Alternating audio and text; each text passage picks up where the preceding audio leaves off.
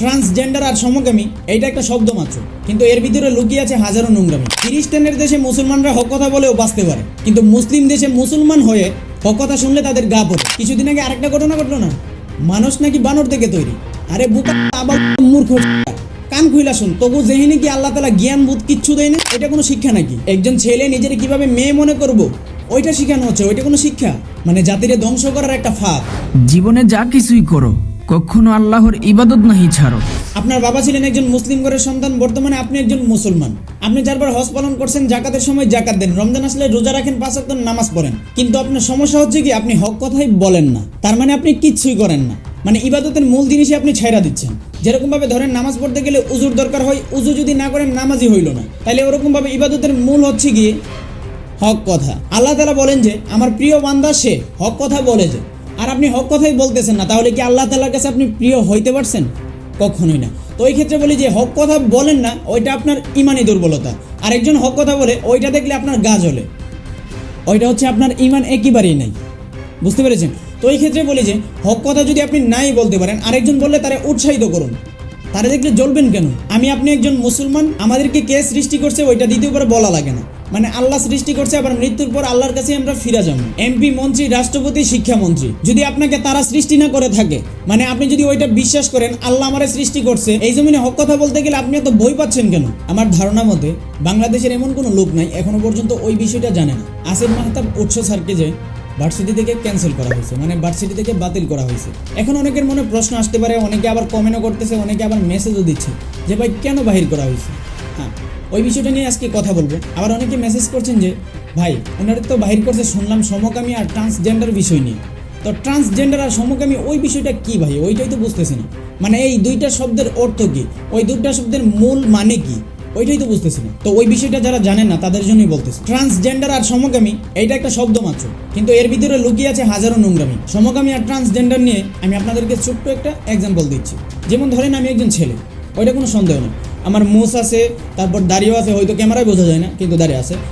তো এই ক্ষেত্রে আমি একজন ছেলে, ওইটা বোঝা যায়। কিন্তু আমার মতোই দেখতে একজন ছেলে, কিন্তু সে জন্মগতভাবে একজন মেয়ে। আমাদের সমাজে এমনও কিছু মানুষ দেখা যায়, সে বাস্তবে ছেলে কিন্তু মেয়েদের মতো চুল কালার করে, মেয়েদের মতো চুল বড় করে, মেয়েদের মতো জামা পরে, মানে এভরিথিং মেয়েদের মতো সাজগোজ করে। আবার এমনও কিছু মেয়ে আছে যারা কিনা বাস্তবে মেয়ে, জন্মগতভাবে মেয়ে, কিন্তু তারা রূপে একজন ছেলে। ছেলেদের মতো শার্ট পরতেছে, ঘুড়ি লাগাইতেছে, ছেলেদের মতো চুলের স্টাইল, মানে ছেলে সাজতে পছন্দ করে। একটা তো আছে সাজা মজা করা, ওইটা হচ্ছে অন্য সাবজেক্ট। আপনি রেগুলারলি একজন মেয়ে হয়ে আপনারা ছেলে মনে করতেছেন, ওইটারে সমকামী বা ট্রান্সজেন্ডার বলা হয়। আসিফ মাহতাব উৎস ছাড় যে কথাটা বলছে না, আসলে একটা হক কথা বলছে, এমন একটা হক কথা, চরম একটা হক কথা। আপনার এবং আমার দ্বারা এরকম হক কথা বলা একেবারেই অসম্ভব। এটা বলতে গেলে ইমানি শক্তিরও দরকার লাগে। আমাদের বাংলাদেশে ওই নিয়মটা করা হচ্ছে, একজন ছেলে যদি নিজের মেয়ে মনে করে, তারা যদি কেউ বাধা দেয়, তার জরিমানা হচ্ছে 50,000 টাকা, 1 বছর জেল। এরকম আইনটা ফাঁস করা হইতেছে। বিশেষ করে বাংলাদেশের বাইরে অন্য কয়েকটা কান্ট্রিতে এরকম আইনটা জারি আছে, কিন্তু বাংলাদেশে এটা অবৈধ।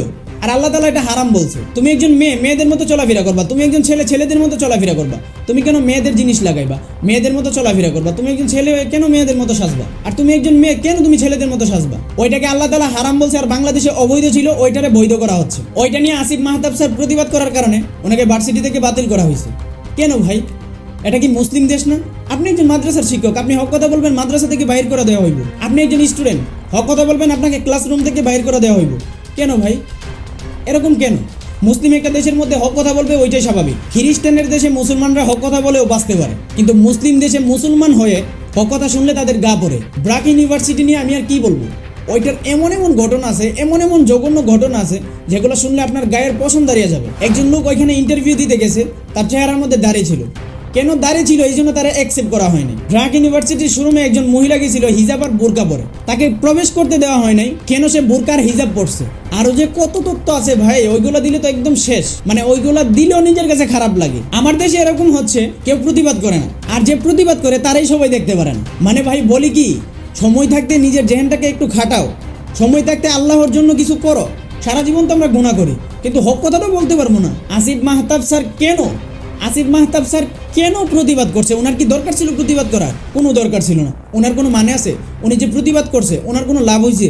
কিন্তু লাভ ডাকার আমার আর আপনার। উনি একজন সুদর্শন শিক্ষক, শিক্ষক হিসাবে গণ্য করলে উনি 1 নাম্বার খাঁটি শিক্ষক। একজন যদি ছেলে থেকে মেয়ে সাজে তো সাজুক, তার বাবার টাকা দিয়ে সাজবে, আমি আপনি হিসাব করতেছি ওইটা। আর আসিফ মাহতাব স্যার কি হিসাব করছে জানেন? উনি অতীত এবং ভবিষ্যৎ হিসাব করছে, ওই জন্য উনি প্রতিবাদ করছে। আমরা সারা জীবন ভর শুনছি শিক্ষকরা হচ্ছে মা বাবার সমতুল্য। এখন আপনি একজন সন্তানের মা হয়ে বা বাবা হয়ে আপনি কি কোনোদিন চাইবেন আপনার সন্তানটা খারাপ পথে পা বাড়াক? কোনোদিন চাইবেন না। তো এই ক্ষেত্রে একজন সৎ জ্ঞানের শিক্ষকও কোনোদিন চাইবে না তার ছাত্র ছাত্রীগুলা খারাপ পথে পা বাড়াক, খারাপ পথে প্রদর্শন করুক, ওই জন্য উনি প্রতিবাদ করছে। এখন আসিফ মাহতাব স্যার কেন প্রতিবাদটা করছে ওইটা নিয়ে কথা বলা যাক। আমি আপনাকে জাস্ট একটা এক্সাম্পল দিচ্ছি। যেমন ধরেন আমার একজন ফ্রেন্ড আছে, আমি তো ছেলে, আমি ছেলে, দেখতেও ছেলে, বাস্তবেও ছেলে, কিন্তু ও হচ্ছে জন্মগতভাবে মেয়ে, কিন্তু ছেলেদের মতো সাজগুজ করে থাকে, আমার মতো প্যান্ট শার্ট পরে, আমার মতো চুলের স্টাইল করে, সবকিছু আমার মতো। মানে এখন ধরেন আমি আর আমার ফ্রেন্ড কোথাও গিয়েছিলাম, তো বাসায় ফিরতে সন্ধ্যা হয়ে গেছে, বলতে রাত 1টা-2টা বাজে গেছে।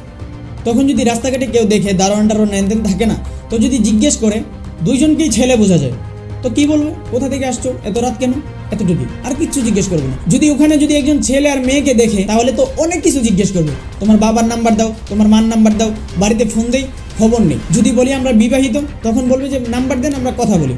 আর যদি বলি বিবাহিত না তখনও নাম্বার দেও, বাড়িতে কথা বলি, তোমরা বিবাহিত কিনা ওইটা জানি। তো ওরকম ভাবে একজন ছেলে আর একটা মেয়েকে দেখলে সন্দেহ করি, মানে যেটা আমাদের প্রতি কর্তব্য ওইটাই আমরা করি। একটা ছেলে আর মেয়েরা যদি রাত্রেবেলা পাওয়া যায়, তো এই ক্ষেত্রে যদি একটা মেয়ে হয়ে যদি ছেলে সাজে তাহলে তারা তো ছেলেই বোঝা যাইব, কিন্তু সে আড়ালে গুনাহ করতেছে, কেউ তারা কোনো কিছু বলতে পারবো না। যদি তারা কেউ দর্শন করে তাহলে ওইটার কোনো বিচার হবে না, কারণ সে দেখতে একজন ছেলের মতো। ছেলের ছেলে কিভাবে দর্শন করে, সাধারণ হিসাবটা আসবে। ওইটার দিকে আসিফ মাহতাব উৎস স্যার হিসাব করে প্রতিবাদটা করছিলেন, আর প্রতিবাদ করার কারণে ওনার চাকরি চলে গেছে। যদি এরকম ভাবে চলতে থাকে আমি আপনি কিভাবে প্রতিবাদ করব? আপনি এক জায়গায় চাকরি করেন, আপনার চাকরির টাকা দিয়ে আপনার ফ্যামিলির 3জন 4জন ইত্যাদি সদস্য চলাফেরা করে, খানা বিনা করে। এখন যদি আপনার চাকরিটা বাতিল হয়ে যায়, আপনার ঘরে যে সদস্যগুলো আছে সবাই না খেয়ে থাকতে হবে, তখন কি আপনি হক কথা বলতে যাবেন? আমরা এমন একটা সমাজে বসবাস করি যে সমাজে হক কথা রাত্রে বলছেন, সকাল হওয়ার আগে আপনি 14 শিখে বন্দি, মানে জেলে চলে যাবেন। আপনি হক কথা বলছেন, আপনি যদি চাকরি করেন চাকরি থেকে বঞ্চিত, তখন কি আপনি হক কথা বলবেন? না, বলবেন না। তো ওরকম ভাবে যদি চলতে থাকে, কেউ হক কথাও বলবে না, কোনো কিছুই বলবে না, দেশে যা তা হবে। এমন একটা পাপের আইন জারি করা হচ্ছে। লূত আলাইহিস সালাতু ওয়াস সালামের ঘটনা কে না জানে? যে না জানেন তাদের জন্য বলতেছি, লূত আলাইহিস সালাতু ওয়াস সালামের যুগে এরকম ভাবে পাপ করত, পুরুষরা পুরুষদের বিয়ে করত। ওই সময় আল্লাহ তাআলা কি করছিল? লূতের কুমকে একদম উল্টায়া ফেলছে, মানে যত ঘরবাড়ি ছিল সব চলে গেছে মাটির নিচে, আর মাটির উল্টো দিকটা চলে আসছে মাটির উপরে। তাইলে আপনি কি বুঝলেন? এমনটাই তো প্রচলিত করা হচ্ছে, এমন আইনে তো জারি করা হচ্ছে। মানে আপনি একজন মেয়ে কিন্তু নিজের মনে করতেছেন একজন ছেলে, তাইলে আপনার বিয়েটা হবে কার সাথে? মনে করতেছেন তো ছেলে, তাইলে ছেলের সাথে বিয়ে হবে। লূত আলাইহিস সালাতু ওয়াস সালামের ঘটনা আসলো তো, আসিফ মাহতাব স্যার তখন বললেন ওইটার প্রতিবাদ কিভাবে করা যায়, ওইটার সলিউশন আমার কাছে আছে। এখন যদি আপনারা শুনতে চান তাহলে আমি আপনাদেরকে বলতে পারি। তখন সবাই বললেন যে বলেন। তখন উনি বলছে আপনি একটা লাইব্রেরিতে যাবেন, সব লাইব্রেরিতে ওই বইটা পাওয়া যায়। আপনি একটা লাইব্রেরিতে যাবেন আর বইটা কিনবেন। বইটার দাম হচ্ছে 80 টাকা। যদি আপনার সামর্থ্য থাকে তাহলে বইটা কিনবেন। কেনার পরে যে গল্পটা আছে, যে পাঠ্যটা আছে, যে অধ্যায়টা আছে, ওই অধ্যায়ের পাতাগুলো ছিঁড়ে ফেলবেন। মানে ওই অধ্যায়টার নাম হচ্ছে শরীফ শরীফা। সে মূলত যে শরীফ ছেলে, কিন্তু সে মনে করে শরীফা, নিজের মেয়ে মনে করতেছে।